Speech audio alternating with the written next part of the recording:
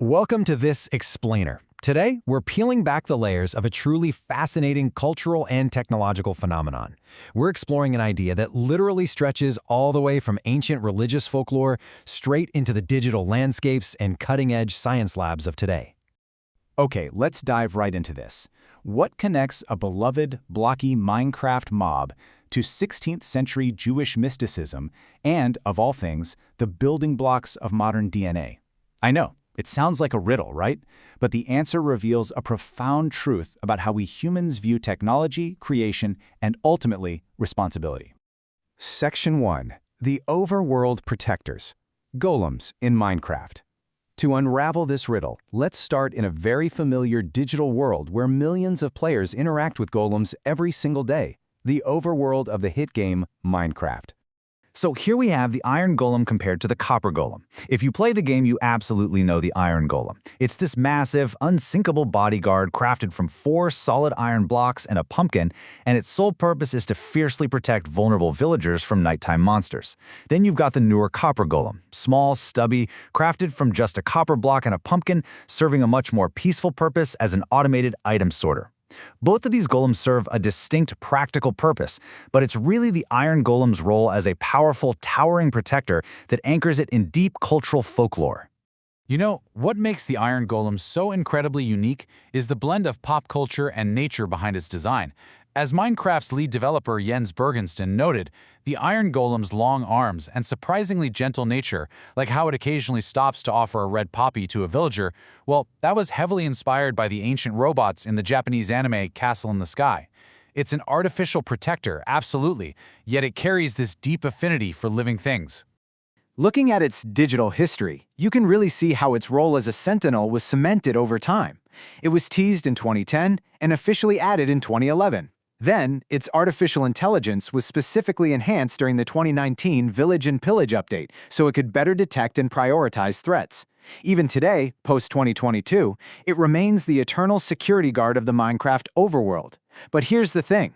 This digital guardian is actually an echo of a much older story. Section 2. Origins of the Legend. 16th century Prague and Jewish mysticism. Let's pivot backward in time to uncover the actual ancient roots of this pop culture icon. So, what exactly is a golem? By definition, it's an artificial, soulless creature brought to life by magic or mysticism, traditionally shaped from inanimate material, like clay or dust. But originally, medieval Jewish mystics didn't see creating a golem as building a bodyguard or a weapon, not at all.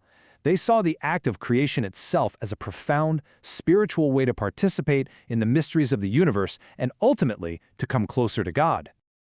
Now, what's really fascinating about this breakdown is how the myth completely transformed over the centuries. In the early rabbinic era, from the 3rd to the 18th centuries, the golem was completely passive. It existed briefly, just to show a mystic's skill. But moving into the Prague legend era, roughly the 18th to 20th centuries, it becomes a powerful protector of persecuted Jews. A hero, sure, but one requiring incredibly strict control. Finally, look at modern media from the 20th century onward. The narrative twists entirely, and the golem becomes an uncontrollable monster that overpowers its creator. Let's look closer at that second stage. The specific mystical recipe used by Rabbi Lowe to defend the ghettos of Prague was highly detailed. Step 1, you shape the figure from mud or earth at a riverbank. Step 2, you surround it with fire. And step 3, you recite verses from Genesis and use a shem, which is a word of immense magical power, to actually animate it. This ritual mimics divine creation using the elements of earth, water, and fire, but it crucially lacks the breath of a human soul. So the golem is alive, but it is definitely not human. And this brilliantly illustrates the immense responsibility of the creator. The word of power, the shem, placed on the golem's forehead was emet, the Hebrew word for truth. But if the creation's power ever ran amok, the creator could simply wipe away the very first letter. This changed the word from emet to met, which means death. The runaway golem would instantly be deactivated and returned to dust. Talk about the ultimate built-in kill switch. Over time, the golem transitioned from religious folklore into a massive global cultural phenomenon. You can trace it from the first public text by Berthel Auerbach in 1837 to Paul Wegener's groundbreaking silent films around 1915 to 1920 to the 1951 film The Emperor and the Golem, all the way to modern digital interpretations like the 2011 Minecraft Iron Golem we just talked about. Section 3. The Golem versus Frankenstein. Two views on the creation of artificial life. As the golem entered modern media, it collided with another famous artificial monster. These two represent completely opposing views on human innovation. The Frankenstein worldview argues the technology is unnatural. It says that trying to create life is playing God, an act of sheer hubris destined to destroy us. The Golem worldview, on the other hand, teaches something very different.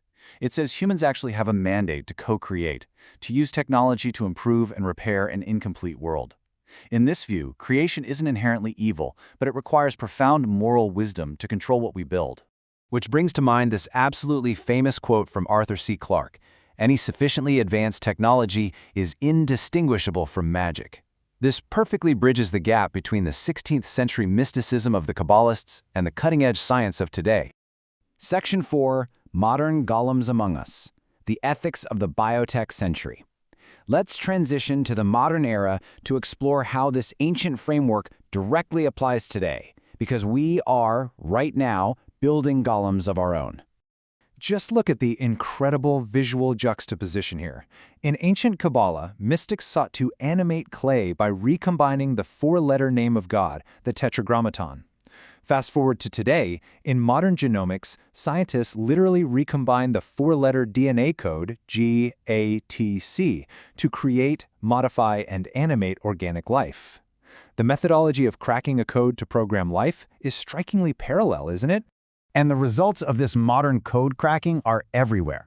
To put it in perspective, approximately 60% of food in the United States has been genetically modified in some way. Now, opponents often label these Frankenfoods, viewing them through that Frankenstein lens of an unnatural disaster. But viewed through the lens of the golem, they're seen as artificial tools meant to repair a broken world, like solving issues of hunger and drought, provided, of course, that they are heavily tested and controlled.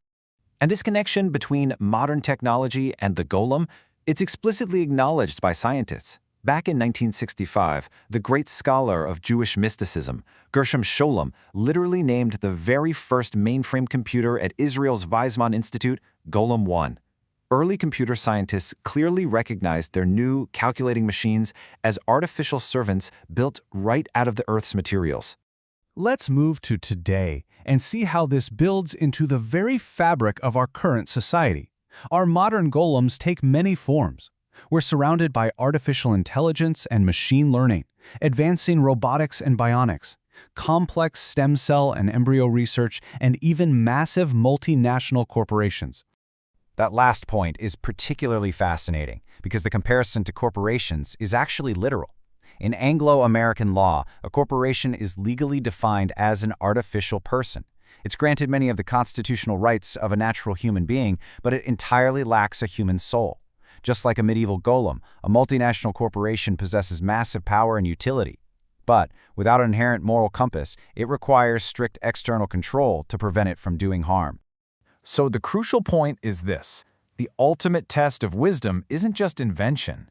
The core point of this explainer and the ancient legend itself is responsibility. Creators must possess not only the technical skill to build, but the moral wisdom to know exactly when to pull the plug. We absolutely must maintain control over our technological and corporate creations. We have to know how to erase the letter and turn Emmet into Met. Which leaves us with a highly provocative choice as we continue to innovate faster than ever before. Will the modern golems we create help us perfect and repair the world, or will they devolve into Frankenstein monsters that ultimately control and destroy us? Thank you for watching this explainer. Next time you open an app, eat a meal, or play a game, take a close look at the artificial creations in your own life and ask yourself, who is really in control?